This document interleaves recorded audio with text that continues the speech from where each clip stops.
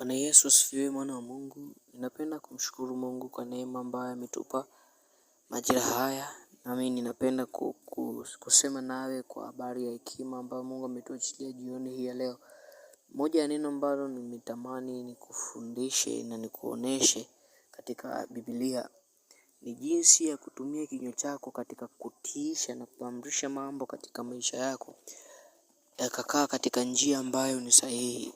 Bwana Yesu asifiwe. Ukisoma katika Mwanzo 41 mstari wa 40, Biblia inatuambia hivi: basi wewe utakuwa juu ya nyumba yangu, na kwa neno lako watu wangu watatawaliwa. Katika kiti cha enzi tu nitakuwa mkuu kuliko wewe. Naomba nirudie kusoma hapa. Basi wewe utakuwa mkuu juu ya nyumba yangu, na kwa neno lako watu wangu watatawaliwa. Katika kiti cha enzi tu nitakuwa mkuu kuliko wewe. Bwana Yesu asifiwe sana. Ukitazama hii mistari inatuambia utakuwa mkuu juu ya nyumba yangu. Yesu alipofufuka alipotoka kuzimu baada ya kutoka msalabani siku ya tatu alipofufuka, alitupa nguvu na mamlaka. Akatuambia utakalolifunga duniani na mbinguni limefungwa, na mtakalolifungua duniani na mbinguni limefunguliwa.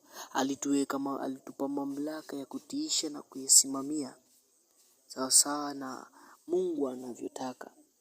Bwana Yesu asifiwe. Alitupa uwezo wa kutawala na kutamalaki kama Mungu anavyotutaka tuumbwe tufanye. Ukisoma katika Mwanzo, Mungu alitupa mamlaka ya kutawala vitu vyote vilivyopo ndani ya ardhi na anga na vilivyopo majini. Mungu alitupa amri ya kuvitawala, akasema enendeni mkatawale vitu vyote vilivyopo angani, vilivyopo duniani. Sasa ndio ukija kukompea na huu mstari hapa anatuambia kwamba utawala nyumba yangu, juu ya nyumba yangu utatawala, utakuwa mkuu. Bwana Yesu asifiwe. Sasa neno kuwa mkuu halitoshi tu kama hakuna neno ambalo linatoka kwenye kinywa chako, kwa sababu kinachotawala sio ukuu ambao ulionao, bali kinachotawala ni amri. Amri inatoka wapi? Amri inatoka kinywani. Biblia inatuambia hivi: na kwa neno lako watu wangu watatawaliwa. Kwa hiyo ina maana kila ambacho wewe unachokisema ndicho watu wangu wanapaswa kukifanya. Kama wewe hujasema kitu, sitegemei kuona mtu wangu yeyote anafanya kitu ambacho wewe hujakitamka. Bwana Yesu asifiwe. Huyu ni Farao, alikuwa anamwambia Yusufu kwamba neno ambalo utalisema wewe ndio watu wangu watalifanya. Neno ambalo utakalolisema wewe ndivyo watu wangu watakavyoongozwa. Sasa tazama kwa makini sana, kwa sababu alivyopewa kuwa mkuu, aliambiwa kwamba ukuu alionao ndio utakao tawala, bali ukuu alionao atatawala kwa neno atakalotoa. Kwa hiyo hata na wewe nguvu ambayo umepewa maishani mwako, Bwana Yesu asifiwe, nguvu ambayo ipo juu yako inafanya kazi pale tu utakapotamka. Kama haujatamka neno lolote, usitegemee kwamba mambo yatabadilika. Usitegemee utaweza kutawala kwa kukaa kimya. Bwana Yesu asifiwe. Biblia inatuambia hivi: kila mmoja atakula matunda ya kinywa chake.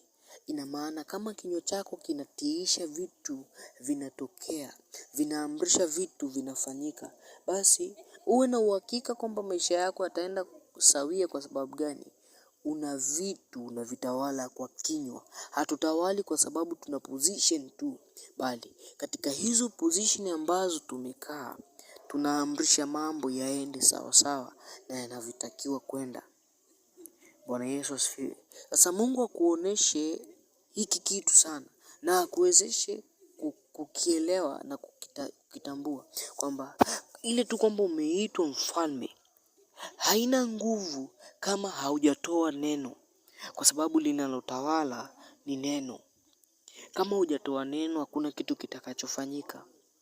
Kwa hiyo kama umepewa mamlaka juu ya maisha yako, kuamrisha maisha yako, umepewa kutawala maisha yako hutaweza kuyatawala kama wewe hutoi amri juu ya mwili wako, hautoi amri juu ya njia zako. Bwana Yesu asifiwe.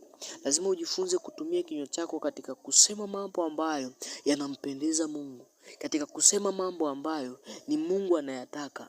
Kuna vitu ambavyo sometimes tunateseka navyo wanadamu. Tunajiona kama vile tumeonewa, tumesukumiziwa, yani tunaona kama vile tumegandamiziwa kufanya hivyo vitu. Lakini tazama, Mungu amefanya hivyo kwa sababu gani? Anatusubiri sisi tutamke. Ukisoma katika Maombolezo anasema, tazama watu hawa ni watu walioibiwa, lakini hakuna hata mmoja anayesema arudisha. Kwa hiyo kumbe unaweza ukawa una haki ukaikosa haki kwa sababu ya kutokutamka neno rudisha. Nguvu ipo kwenye kinywa kutoa amri, na ile amri inafuatwa. Tunafungua na kufunga kwa vinywa vyetu, tunaamrisha na kutiisha kwa vinywa vyetu. Maisha yetu yanapokea responding ya mambo ya kiungu kwa kadiri tunavyotamka, kwa kadri tunavyozungumza, kwa kadri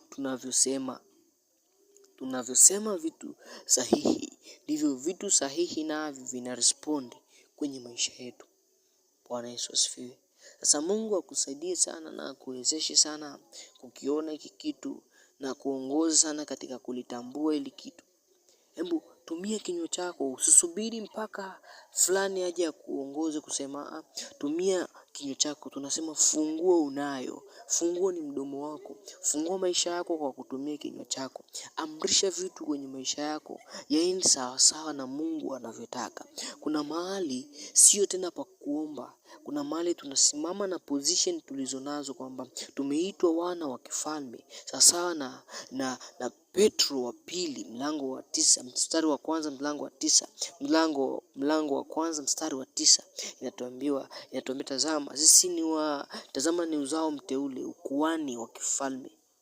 Sawa, kama tumepewa nafasi za kifalme, tunapaswa kutoa kauli za kifalme. Ninatamka umaskini ondoka, ninatamka aibu ondoka, ninatamka fedheha ondoka, ninatamka kufeli ondoka. Kadri unavyozungumza ndivyo maisha yako nayo yana respond sawa sana Mungu anavyotaka. Ila kuanza lazima ujifunze kufungua sawa sawa na Mungu anavyotaka kwa kutumia kinywa chako wewe mwenyewe, kwa kutumia neno lako wewe mwenyewe. Mdomo wako ndio unaofungua maisha yako. Mdomo wako ndio unaorekebisha sawa sawa na Mungu anavyotaka. Usisubiri Mungu atarespond. Mpaka Mungu anakusubiri wakati ambapo unasema rudisha, ndipo Mungu anatake place kubadilisha.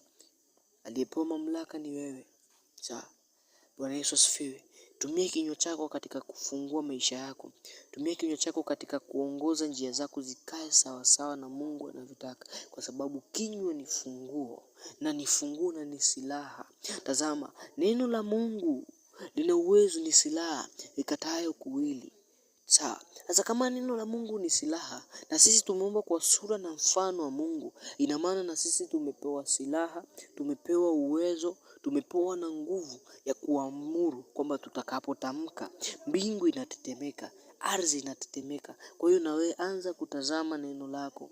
Tazama neno ambalo unalibeba, tazama njia ambazo unaenda nazo, alafu kisha tamka. Ukitamka mambo yanakaa katika njia sahihi. Sasa na neno ambalo unalo. Kuitwa mwana wa kifalme pekee haitoshi, bali amri unazozitoa ndizo zinazokupa kutawala na kumiliki sasa na Mungu anavyotaka. Nikuachie ili tafakari nzuri, na Mungu akusaidie sana katika kujifunza.